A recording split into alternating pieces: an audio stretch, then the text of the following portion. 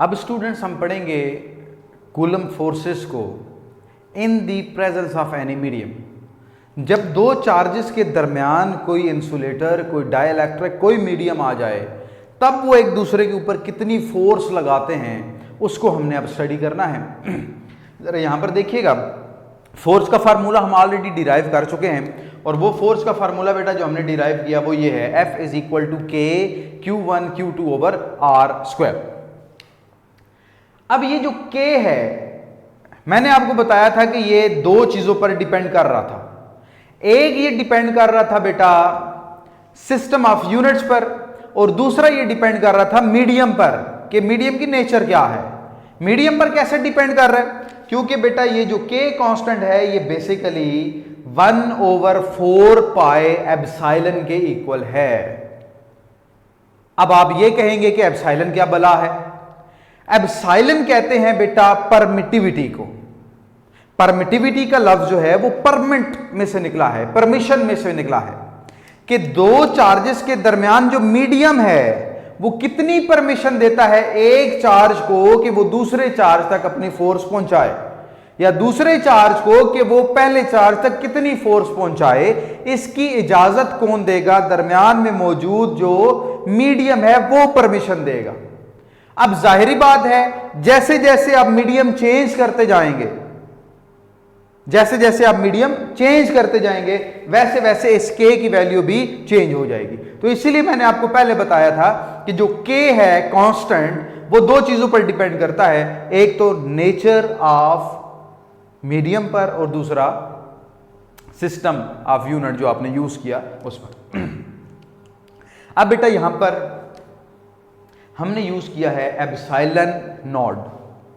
Epsilon not तब use किया जब दो चार्जेस के दरमियान फ्री स्पेस थी, वैक्यूम था, कोई मटेरियल मौजूद नहीं था, तो तब आप क्या यूज करेंगे? Epsilon not. लेकिन अगर कोई मीडियम आप यूज करते हैं तो फिर एप्सिलॉन नॉट यूज नहीं करेंगे, फिर आप उस मीडियम की जो रिलेटिव परमिटिविटी होगी वो यूज करेंगे। फिलहाल दोनों चार्जेस के दरमियान हमने जो सपोज किया है उसके दरमियान कोई मीडियम मौजूद नहीं है, इसलिए हम क्या यूज करेंगे? Epsilon not, permittivity of free space. और इसकी एक खास वैल्यू होती है, इसकी वैल्यू है बेटा 8.85 10⁻12, ये इसकी वैल्यू है। अगर आप ये वैल्यू K में पुट कर दें, अगर आप ये वैल्यू K में पुट कर दें 4 एज इट इज, पाई की जगह पर 3.14 आएगा और एप्सिलॉन नॉट की जगह पर 8.85 10⁻12 आएगा। ये सारा आंसर कैलकुलेट करने के बाद जो K की वैल्यू बनेगी बेटा वो 9 × 10⁻9 बनेगी। यहां पर आप अगर वैल्यूज पुट कर दें तो आपके पास जो वैल्यू बनेगी वो क्या बनेगी? 9 × 10⁻9 बनेगी। एक चीज याद रखनी है बेटा, इसका जो यूनिट है ये पेपर पॉइंट ऑफ व्यू से बड़ा इंपॉर्टेंट है, एमसीक्यूज में आपके पास आता है, इस यूनिट को याद रखिएगा। और ये मुश्किल नहीं है, आप डिराइव भी कर सकते हैं। यहां पर देखें, फार्मूला आपके पास है F is equal to K Q1 Q2 over R square. अगर आप इस आर स्क्वायर को इस साइड पर ले जाएं, मल्टीप्लाई कर दें, और Q1 Q2 को यहां पर लाकर आप डिवाइड कर दें, तो आपके पास K सेपरेट हो जाएगा। F का यूनिट होता है न्यूटन, R का यूनिट मीटर है, स्क्वायर आ जाएगा तो न्यूटन मीटर स्क्वायर आ जाएगा। डिवाइडेड बाय Q1 Q2 है बेटा, तो पर कूलम स्क्वायर आएगा, यहां पर भी, यहां पर न्यूटन मीटर स्क्वायर पर कूलम स्क्वायर। तो ये यूनिट बेटा आपने याद रखना है, ये पेपर पॉइंट ऑफ व्यू के लिए बड़ा इंपॉर्टेंट है। अच्छा, K की वैल्यू किसकी इक्वल आ गई जी? 9 × 10⁻9 के इक्वल आ गई। कहां से आई? आपने K के जो अंदर फैक्टर्स थे वो लिख दिए 1/4 पाई एप्सिलॉन नॉट। अगर मैं K की वैल्यू दोबारा इस इक्वेशन में पुट कर दूं तो मेरे पास इक्वेशन बनेगी F is equal to 1/4 pi epsilon naught into Q1 Q2 over R square. इसको बेटा मैं इसके साथ मल्टीप्लाई करूंगा तो जो फाइनल फार्मूला मेरे पास बनेगा फोर्स का, वो बनेगा Q1 Q2 divided by 4 pi epsilon naught R square. ये मेरे पास बेटा एक फाइनल फार्मूला बनेगा।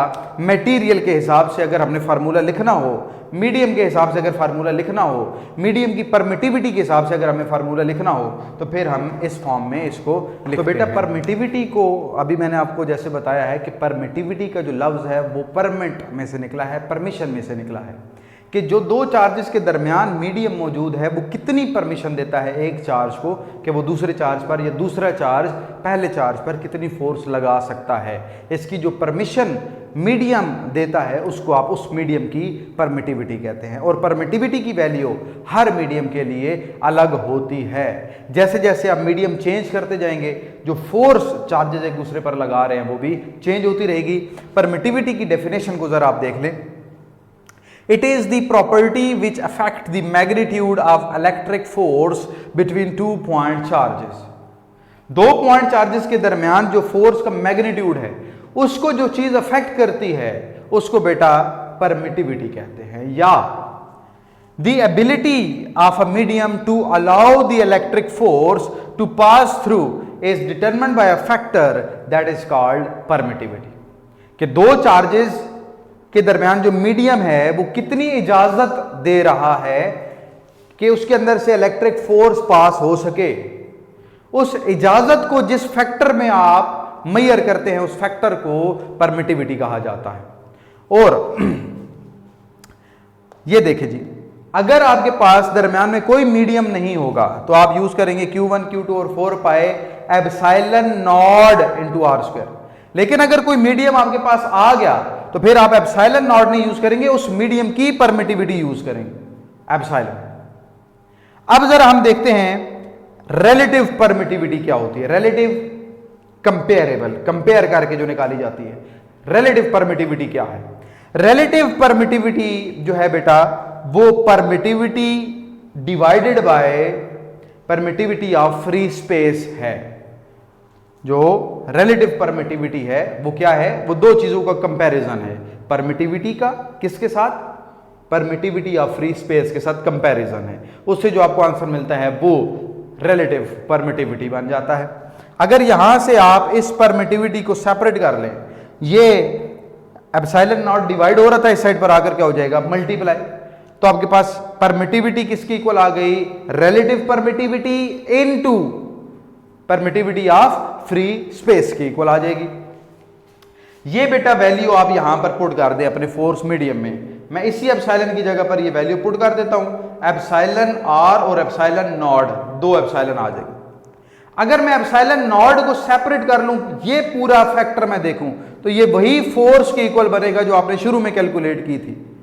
Force in free space, vacuum में जो फोर्स आपने कैलकुलेट की थी। तो यहां पर बेटा आप अगर फोर्स वैक्यूम पुट कर दें, आपके पास क्या बनेगा? ये पूरा फोर्स वैक्यूम बन जाएगा। ये फैक्टर इस साइड पर आकर डिवाइड हो जाएगा।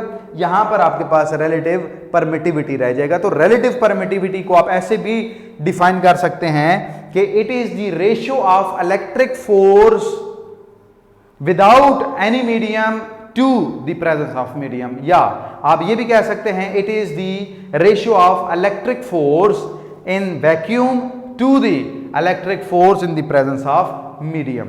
तो ये बेटा हमारा कूलम्स लॉ था, ऑल अबाउट कूलम्स लॉ। बड़ा इंपॉर्टेंट टॉपिक है। होपफुली आप लोगों को समझ आ गया होगा। अगर आप लोगों को समझ नहीं आया तो आप कमेंट्स में हमसे पूछ सकते हैं या आप हमें मेल कर सकते हैं। इंशाल्लाह आपको उसका आंसर मिलेगा। Thank you. Allah Hafiz.